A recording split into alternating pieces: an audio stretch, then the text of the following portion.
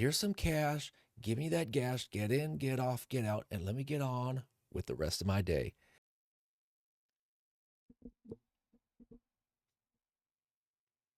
All right, gentlemen. All right, kings. Welcome back. So, thank you for turning into another episode. We're going to take a look at a video from the good people at Modern Women Archives about women being shocked, stunned that us guys just don't approach them anymore.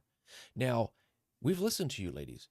You've said, men, you're weirdos, you're creeps, you're perverts, you're rapists. Men, you make us feel uncomfortable. Men, go away. We'd rather be stuck in the woods with a bear. Men, leave us alone. We've listened and we've given you what you wanted. Then you go, oh, guys aren't approaching. They've listened to us, but you're just supposed to magically know what we want, when we want, and just read our mind. So let's take a look what she has to say. Last night I went out with a couple friends and we were sitting outside watching a concert, and we were just talking about how men never approach women. And I get it, it's nerve wracking, it's uncomfortable, it could be like severe rejection, all these things, but it's frustrating when it feels like women have to do all of the work. Well, why not? And you say, oh, men don't approach us anymore. Now, is it the average man, the plumber, the electrician, the firefighter, the good, average, hardworking Joe? Or is it the hot guy, the 6 foot guy, the investor, the banker, the entrepreneur guy, the guy that you want that's not approaching you? Is that the only guy you notice? I'm sure you've had plenty of guys in your lifetime hit you up, but you just ignore them like, oh, you're just a buddy. You're a good friend. And they say, oh, but now women have to step it up. Welcome to life as a man. You wanted equality, now you got it. So there was a couple guys that were clearly looking at us, and we decided to do a little experiment. So one of my friends, she went to the bathroom, and on her way back, she decided to stand like 10 feet from them.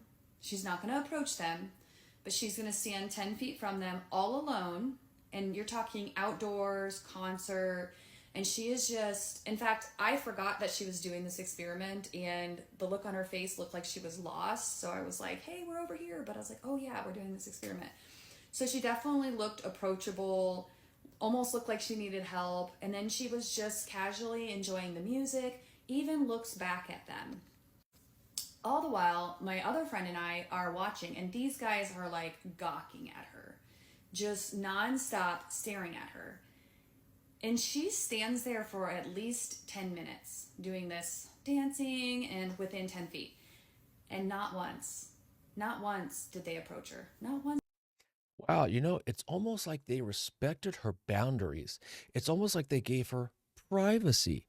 And how many times do you hear women say, well, when I want a guy, the choosing signal I give is I just give him a look and I go away. Well, maybe they're just using your own tactics against you. They gave you a look, you didn't approach them. Maybe they thought you weren't interested.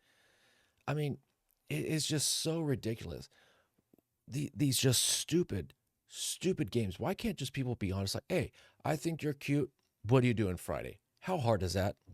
That's what it was back in my day. But I think it's all the dating apps, and all the swiping, and all the infinite, or the perception of infinite options. In high school, your dating pool was just the pool.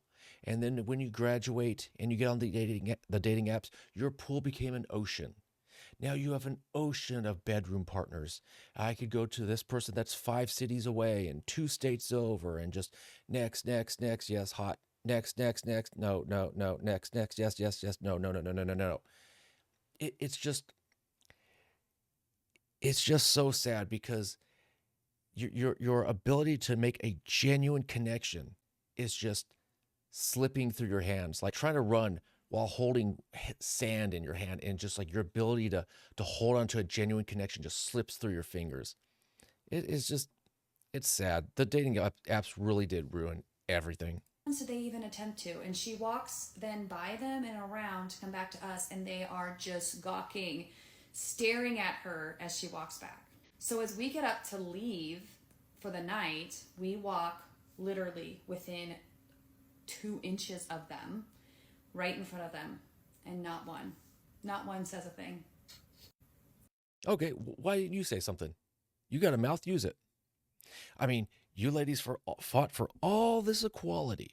You say you're just as strong, just as powerful, just as intelligent, just capable of doing anything a man can do. And I say that's fine, but don't just say it. Display it. You want to ask out a guy? Then just ask him out. We're not complicated creatures. We're simple. You know what gets our engines revving? A friendly smile. That honestly, a bubbly personality and a friendly smile goes miles with a guy because guys are so used to getting rejected and rejected. So when you approach a guy, you are going to stand out like you are going to make his day. Maybe you're not the most attractive, the most fit, but just put forth the effort, ladies. Lazy dating. Go up to guys, they say. Make the first move, they say. I've made the first move several times and I just embarrassed myself, but it's okay. I was on the train, I'm on my way to go somewhere, I see that the guy in front of me is good looking. We get off at the same stop and we transfer on to the next train. People keep walking into the bathroom. We get off that transfer train and then while I'm on there, I'm with a friend. And I take out a little dentist appointment card that I have because that's all I have. And my friend gives me her lip liner. So I write my name down and my number down. And then my plan is to give it to him when we get off the train. So I get off the train and then I'm trying to do this really quick before someone else walks in.